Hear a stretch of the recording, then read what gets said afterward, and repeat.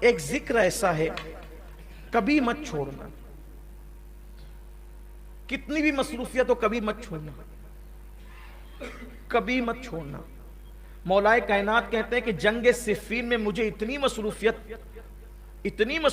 تھی، بہت بھاگ دوڑ تھی جنگ صفین کے موقع پر، اس دن بھی میں نے اس ہما ہمی میں بھی یہ ذکر نہیں چھوڑا۔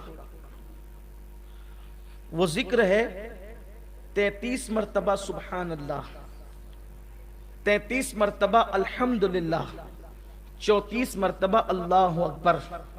اس کو کہتے ہیں تسبیح فاطمہ۔ اس کے بارے میں روایت میں آتا ہے کہ جو اس ذکر کو پڑھتا ہے دنیا میں اس کے کوئی کام میں اس کو ناکامی نہیں ہوگی، ادھر مرے گا ایک قدم اس کا دنیا سے اٹھے گا، ادھر مرے گا ادھر دخول جنت کی سعادت نصیب ہو جائے گی،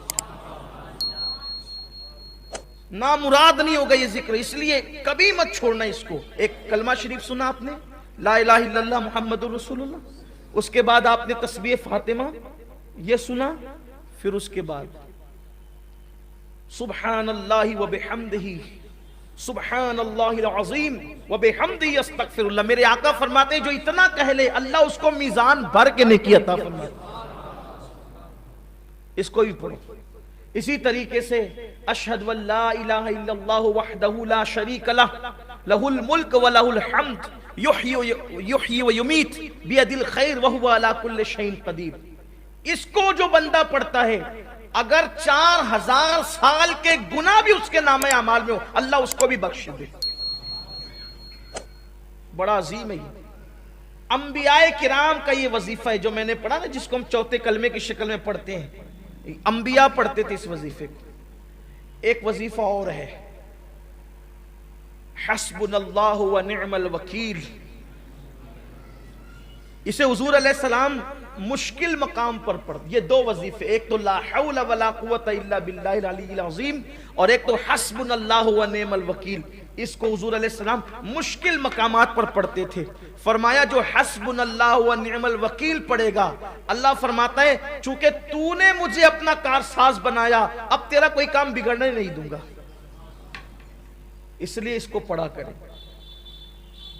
بڑے وظائف ہیں اور بہت زیادہ دیے جائیں تو کہیں ایسا نہ ہو کہ آپ مشکل میں پڑ جائیں، لیکن ایک وظیفہ جو حضور غوث پاک سے منسوب ہے اور اس کی بے شمار دنیاوی اخروی فوائد ہیں، اگر کچھ نہ کر سکو تو اتنا کر لیا کرو کہ ہر نماز کے بعد یہ وظیفہ، اس کو کہتے ہیں پنج گنج قادریہ۔ پنج گنج قادریہ یہ ہے کہ فجر کی نماز کے بعد اول آخر 3 بار درود شریف پڑھنا ہے اور بیچ میں 100 مرتبہ یا عزیز و یا اللہ، یا عزیز و یا اللہ۔ ظہر کے بعد 100 مرتبہ یا کریم و یا اللہ، عصر کے بعد 100 مرتبہ یا جبار و یا اللہ، مغرب کے بعد 100 مرتبہ یا ستار و یا اللہ، عشاء کے بعد 100 مرتبہ یا غفار و یا اللہ۔ 1 منٹ لگتا ہے اور اطمینان سے پڑھیں گے تو 2 منٹ لگتے ہیں، لیکن وظائف کی برکت ہے۔ یہ جو یا عزیز و یا اللہ پڑھتا ہے فجر کے بعد جو کبھی ذلیل نہیں ہوگا، نہ دنیا میں نہ آخرت میں۔ آپ کو ذلیل کرنے والے خود ذلیل ہو جائیں گے، آپ ذلیل نہیں ہوں گے، اس لیے کہ جو اللہ کو عزیز کہہ کے پکارے خدا اس کو کیسے ذلیل کرے گا۔ آزما کے دیکھ لیں، کبھی ذلت نہیں ہوگی، کبھی ذلت، آپ کو ذلیل کرنے والا خود ذلیل ہوگا۔ اس کے بعد یہ جو ظہر کے بعد یا کریم و یا اللہ پڑھا جاتا ہے، یہ پڑھنے والا کبھی روزی کے معاملے میں تنگ دست نہیں ہوگا۔ عصر بعد یا جبار و یا اللہ پڑھنے والا کبھی ظالم حاکم اس کو پریشان نہیں کر سکے گا۔ مغرب کے بعد یا ستار و یا اللہ پڑھنے والا کبھی لوگ اس کے عیب کی وجہ سے اس کے عیبوں کو اچھال نہیں سکیں گے اور اچھالنے میں کامیاب نہیں ہو سکیں گے۔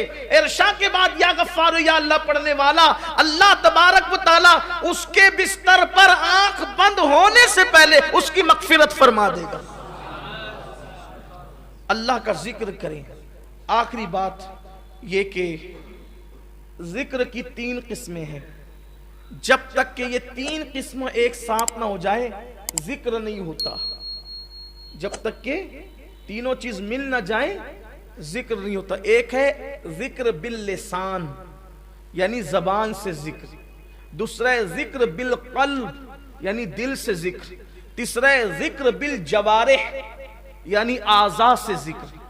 زبان اللہ اللہ کہے ذکر ہے، لا الہ الا اللہ کہے ذکر ہے، سبحان اللہ و بحمدہ سبحان اللہ العظیم کہے ذکر ہے، یا ستارو یا اللہ کہے ذکر، یا غفارو یا اللہ کہے ذکر ہے، لا الہ الا انتا سبحانک انی کنت من الظالمین کہے ذکر ہے۔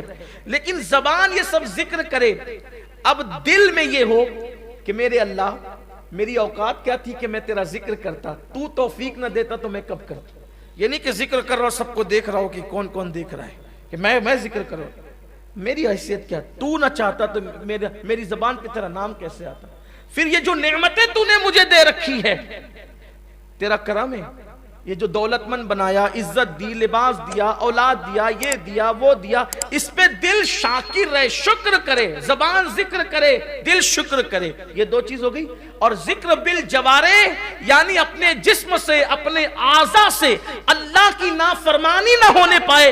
جب یہ تینوں ایک ساتھ ہو جاتے ہیں کہ اعضاء گناہ سے بچے، دل شکر کرے، زبان ذکر کرے، تو اس کو کہتے ہیں ذاکر، یعنی یہ ہے ذکر کرنے والا۔ تو یہ زمین پر خدا کا ذکر کرتا ہے، آسمان کی بلندیوں پہ خدا اس کا ذکر کرتا ہے، شرق غرب میں پھر اس کے چرچے ہونے لگتے ہیں۔ تو میرے آقا علیہ السلام سے انہوں نے پوچھا، آقا اس عرابی نے کہ یا رسول اللہ میں مقام خاص چاہتا ہوں اللہ کی بارگاہ میں، تو کہا کہ ذکر کرنے والے بنو۔